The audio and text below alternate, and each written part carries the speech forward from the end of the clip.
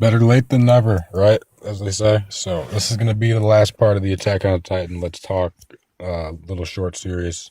The anime of season 2 ended about a month ago when it was airing in America. So it's a little late, but here we go.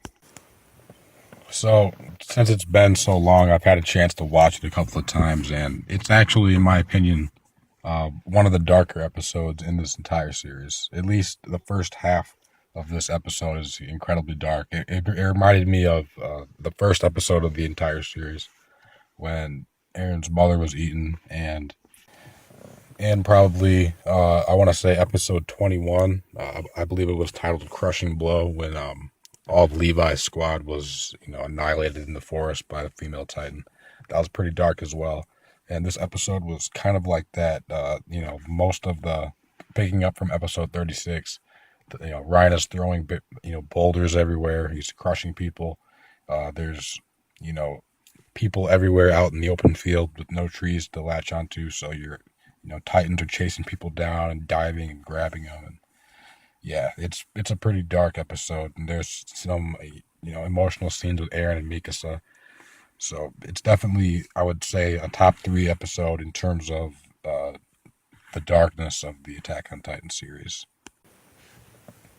But yeah, this episode, like those other ones I mentioned, basically encompasses only the horror terror aspect of this series. There's no humor really. There's not much anything else, which in small doses like this, it can be effective for sure. But I'd like to quickly sum up this episode and move on to season 3 speculation. So essentially, Eren is recovered by the scouts. There's a point where that the Titan who ate Eren's mother shows up, and something happens to where either Eren's too tired to transform, or he's just not in the right mental state to transform, and he ends up gaining a new power after Hannes is killed by this Titan. And and what the interesting part is Eren doesn't have to be transformed into a Titan to use this ability. It's something he can use, from his normal state.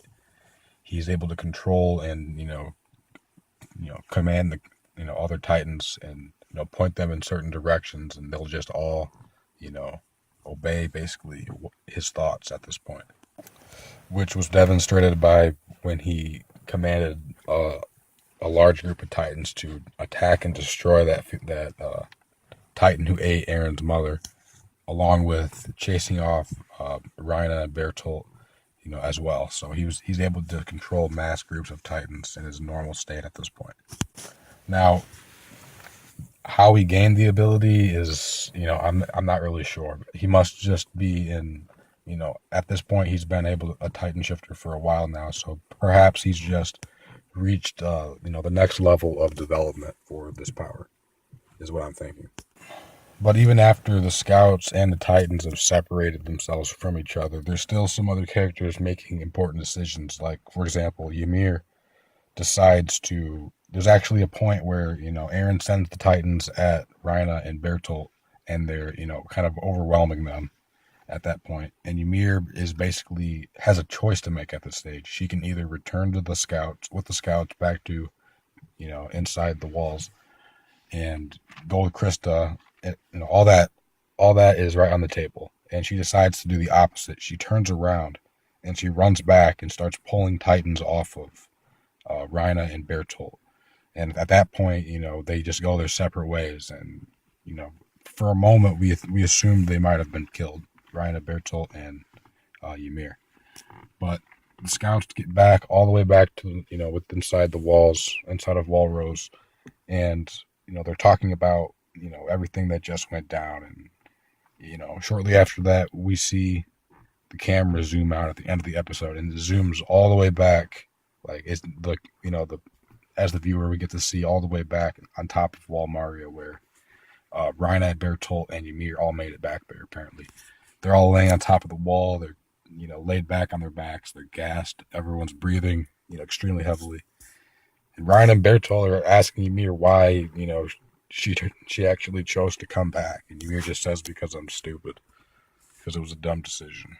And This also goes back to something Ymir said in the forest about uh, being eaten by one of Reiner and Bertolt's comrades or something along those lines, because she ate one of their comrades, and that's how she has her ability at this point. So, since this power is transferred by eating, if she gets eaten by somebody else, that would transfer the power she took back to uh, whichever organization Ryan and Bertolt actually hail from. So that's what I'm thinking when it comes to that. But more on the scouts. That's the important thing. They've made it back inside of Wall Rose. Commander Erwin has, one of his arms is missing. He's in a hospital bed. He's getting some medical treatment. And, Levi and Hangi come into the room, and they're, just having a little conversation amongst them, talking about how, probably talking about how Connie's village and how the Titans there look like people, um, the people of the village more specifically, and all the circumstances around that odd situation. And they're looking back on the overall amount of progress that they've made since, say, Annie's capture. And at that point, where they were at, and they've only really taken, they conclude that they've really only taken a few baby steps, from where they were. There's still many unanswered questions. They weren't actually able to get Rhina and Bertolt. And, there's still so much that they don't know. But what they do know is that Eren keeps improving in his development. Now he's able to control Titans. They've already talked about it in season 2 about him potentially being able to, harden himself and patch up holes. Because why wouldn't he be able to? It's all part of this power, it seems. And if that's the case, then it's kind of the next move is almost obvious on both parties. If we want to continue to expand back to Walmaria, patch these holes, refix the outer gates, but that's where I believe everybody else is at. They're all in this this vacant territory where humanity can't travel to. So if we're going back to Walmaria, they're going to be anticipating this because it's the only it's an obvious course of action. It's the only course of action to take. You need to retake all the human territory inside of the walls, which essentially means that we have to go into we have to walk into the enemy's hands to do this. And these people already want to capture Eren. They've tried this several times already because of his ability. If we lose Eren, then they could easily, just break all the walls because we'd have no type of resistance. So yeah, that's basically where we are now, 37 episodes into the anime. And now we're left with the questions of whether or not the wall is going to be reclaimed by humanity. And, as for characters, whether or not, say, Ymir's character made the right decision.